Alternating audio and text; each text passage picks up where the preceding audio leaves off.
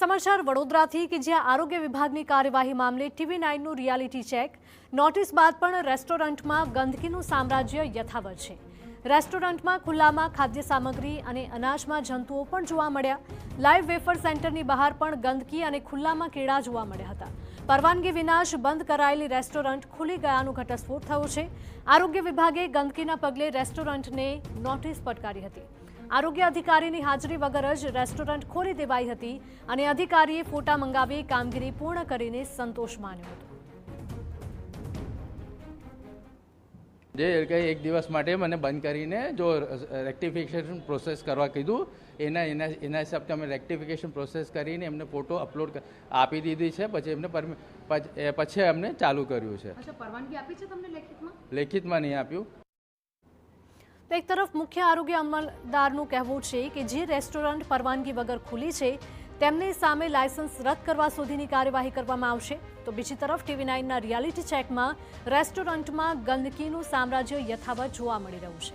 ત્યારે આરોગ્ય વિભાગની નોટિસને રેસ્ટોરન્ટ માલિકો ઘોડીને પી ગયા છે તેવો સવાલ પણ અહીંયા ઊભો થયો છે।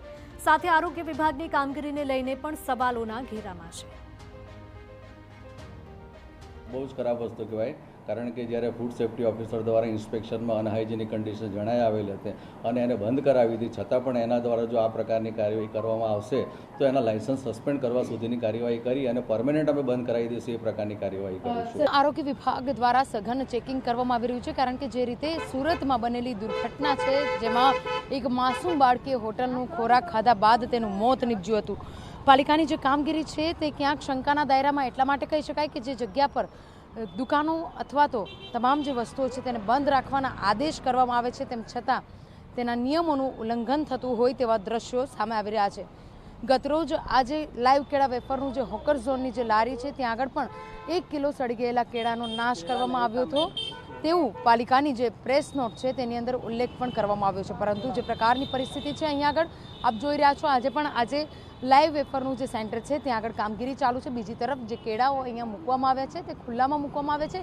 તેની સાથે જો આપણે દ્રશ્યો બતાવવાના પ્રયત્ન કરીશું કે જે જગ્યા પર આ કેળાની જે વેફર છે તેને તળવામાં આવી રહી છે તે તેલની જે પરિસ્થિતિ છે તે આપ જોઈ શકો છો કે તેલ કેટલું કાળું થઈ ગયેલું છે કે આ તેલનો વારંવાર ઉપયોગ થયેલો હોઈ શકે છે।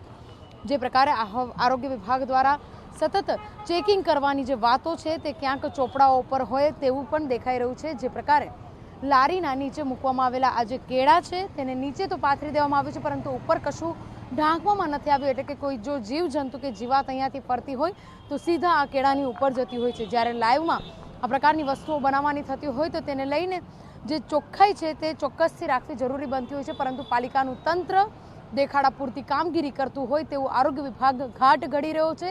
એક દિવસ દુકાનો બંધ કરાવે છે, રેસ્ટોરન્ટ બંધ કરાવે છે, બીજા દિવસે પરવાનગી આપ્યા વગર જ રેસ્ટોરન્ટ અને દુકાનદારો પોતાની દુકાનો ચાલુ કરી દે છે અને લોકોના સ્વાસ્થ્ય સાથે ચેડા કરવાનું શરૂ રાખે છે।